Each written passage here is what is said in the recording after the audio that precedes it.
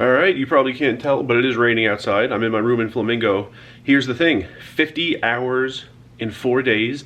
That's this challenge. The reason, so I'm going to tell you the reason, even though the challenge is the 50 hours in 4 days. The reason is because the lighting wasn't great when my back is to the window. Reason? We are in a 4-day tier credit multiplier stretch. So, before the channel in 2021, not that you could know without making videos, I got my status very end of the year. I got my diamond pretty quickly, no resort fees. I got diamond plus for the drinks late in the year. So I was living without the drinks. I don't need them. I enjoy having them. I enjoy, you know, giving them out to like friends and employees. I enjoy all the water that's I have easy access to for all the rice I cook. Don't need it, but I enjoyed it, and I happened to get my status at the end of the year. 2022, the summer in Council Bluffs was pretty necessary in order to achieve Diamond Plus again, and even with the 6 weeks in Council Bluffs, I still needed to play like 100 hours at Caesar's Palace in November before I left town. So last year, the summer in Council Bluffs, 5.5 weeks, was also very important, and there was a tier credit multiplier stretch in there, which was also very important, and still, I only got it by like an hour. So I don't want to wait till the end of the year again to secure my status. So there's a 4-day multiplier stretch today, February 5th, 6th, 7th, 8th, today's the 5th, and I think there are 2 more coming up within the next 7 or 8 weeks. So I would love in early April, not necessarily have my Diamond Plus status, but have it secure, have so many tier credits that occasional Bally's and Caesars play the remainder of the year will get me my status, and I don't need to worry about it, because like the last 3 years, it's been the opposite. I kind of like play anywhere I want most of the year, and then at the end force it a little bit to make sure I get it. I'd rather do it in the reverse order this year. So I was just gonna go for like 12 hours a day. It's just gonna be Bally's and Caesars, 12 hours a day, and you know, that adds up to 48. I thought 50 sounded cooler. So it's gonna be 12.5 hours a day. Average is what I'm going for. 50 total in 4 days, just bouncing between Bally's and Caesars. Most games are 34 tier credits an hour. Everything at Caesars is.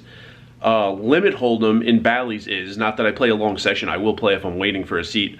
And 2-3 has been going. My first 4 days back in town, the 2-3 was kind of hit or miss. They would like call the interest, they would call the list just to see if people were still around. They would have to do that like 2 or 3 times, then it would start shorthanded, then it would go. But lately, it's been going. It's been going just every day. One night we had 3 tables of 2-3 going. So 2-3 is 34 tier credits an hour. The only game in Bally's that's 17 is 1-3, which is like the main game I play in Bally's, but whatever, I'm not going to sweat that. I'm not going to play just like a mix of 2-3 no limit and 4-8 limit hold'em to make sure I get 34 tier credits when I'm in Bally's. If I'm in Bally's and there's a ton of 1-3 tables going, I'll play it, and that's fine. With the multiplier, it's a 5x multiplier, so with the multiplier, any 17 tier credit game is actually a 85 tier credit game, and any 34 tier credit game normally becomes a 170 tier credit per hour game. So yeah, the goal is the hours, although the reason is to secure my status very early in the year. So I'm going to go downstairs and work on my 12.5 hours for today. Hilarious that it's raining, but I made it into Bally's. 2 reasons. I'm not just going to play one room, not just Caesars, where my tier credits would be guaranteed in the multiplier to be 170 per hour.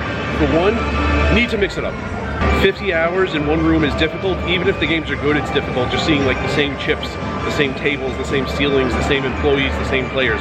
So need to mix it up, go back and forth a little bit. Also, would like to hit enough hours, 15 hours from right now until 5 p.m. Wednesday. Gets me into the, you might call it the free roll, officially the player appreciation tournament at Bally's. So that's another reason I would like to include Bally's, even if it's going to be fewer tier credits per hour, only 17 at the 1-3 tables. And just to make it official, here we go. Here we go.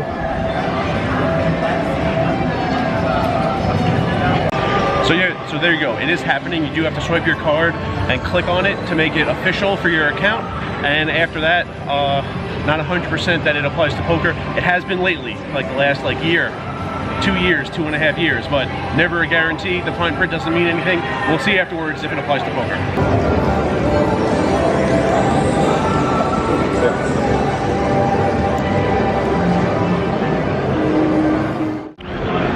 I'm heading to Harris, gonna get a voucher milk because I'm making oatmeal in my room all week, need some milk. Played about 5.5 hours at Bally's. Gonna head to Caesars after I get the milk and bring it back to my room in Flamingo. They were really messing with the 6 seat. He was throwing some like macho head games, to quote Seinfeld. This was pretty weird. So there's high hands in Bally's. Every 15 minutes, it's a $100 high hand. First hand to go on the board, full house, any full house, 2's full of 3 is minimum, and if something's on the board, you have to beat it. So there's a hand where 5 people see the flop for $3 each, pot's only 15. One requirement is that $20 needs to be in the pot. So there was not $20 in the pot, only 15, but if someone bets $3 and gets called, now there's 21. Now you've met that requirement. So on a flop of Queen, Queen 2, the first guy to act asks the dealer, there needs to be $20 in the pot for the high hand, right? He's making it sound like he flopped queens full of 2s. He would have raised pre if he had pocket queens, he doesn't have quads, and 2's full wasn't good enough to go up on the board. Someone had that beat already. But he's making it sound like he has Queen 2 and he needs someone to call his bet. The 6 seat calls his bet, and that should be the end of it. The guy bets the turn also, which was a 4. The 6 seat calls that, I don't know why, and the river's a 10, so it's Queen, Queen 2, 4, 10, and the guy who, like, we think has queens full of 2s wins the hand at showdown. He shows a 10. I think he bet, the other guy finally folded, and he showed a 10. He doesn't have Queen 10 because Queen 10 would go up on the board, queens full of 10s. He doesn't have pocket 10s because 10s full of queens would go up on the board. He bet Queen, Queen 2 and gave that speech and got the guy to call $3 on the flop and $5 on the turn. Some like really intricate speech play to con the guy out of $8. And he didn't have close to a vote at any point. So the 6 seat got conned out of $8 there. Then later he hits quads. The second of 3 quads he's gonna hit this day. And he can't get enough money in the pot. He tries to subtly tell the 2 women in the hand with him what's going on, and they didn't understand, and they both folded. So he didn't win that high hand. Then a woman in the 4 seat is in a hand with him. They're on the river. The woman bets more than pot on the river. He thinks for a while he folds. He folds face up. We see what he had. The woman says, do you want to see my cards? And he says, yeah, I would like to. And she says, oh, maybe next time, and throws him face down into the muck. And that woman was like 80 years old. I did not expect that from her. But they were like really throwing like every mental mind game they have at this guy. All right, back in my room. They did not have white milk. Second day in a row, they didn't have white milk actually. I got chocolate milk and the Red Bulls for Herbs and Rye.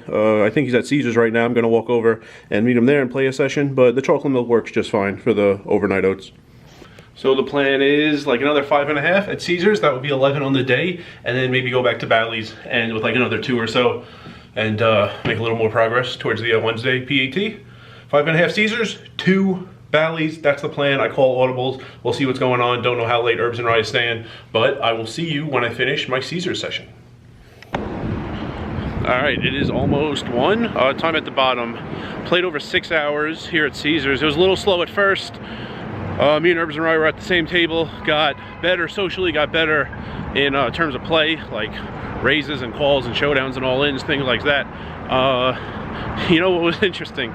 So Herbs and Rye was on my left. There was a guy to his left for a lot of the night. We were talking about football, then of course Taylor Swift came up, and the guy said, isn't Taylor Swift's dad a country music star? And no, that's not the case. I don't know a ton about Taylor Swift, but I know she grew up on a Christmas tree farm. So no, that's not the case. We tell him no. I don't know who he's talking about. He says, who am I talking about? Herbs and Rye instantly knew who he meant. He says, you mean Billy Ray Cyrus. So then, that's who the guy was talking about, Miley Cyrus and Billy Ray Cyrus, but the guy couldn't remember Cyrus. He said, yeah, Billy Ray Smith. So, that guy was fun. That guy was in the 6 seat. The guy, or I think the 5 seat, the guy in the 8, if you mention Miley Cyrus, and I did this just to like mess with him because it was entertaining, if you mention Miley Cyrus, he got like audibly and visually excited at the thought of Miley Ray Cyrus existing. So that was a fun table for a while. Started out kind of slow, but then it got really fun. So I am gonna go back to Harrah's. Haven't had white milk lately. I want some white milk for my oatmeal. I'm gonna see if they have it, and then I'm gonna go to Bally's, play a little more.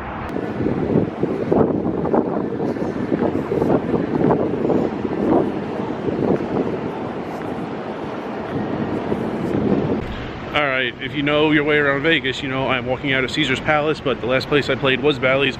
Walked into Caesar's for a minute for a reason besides poker, and now I'm heading back to my room at Flamingo, which is right behind the camera. Played, I think it was 13, exact number on the screen. I know at one point towards the end, I looked at the time and I had 12 hours, 42 minutes, and then I played a few more orbits. So I think it's pretty close to 13.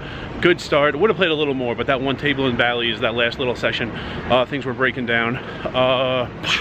We'll tell you results at the end.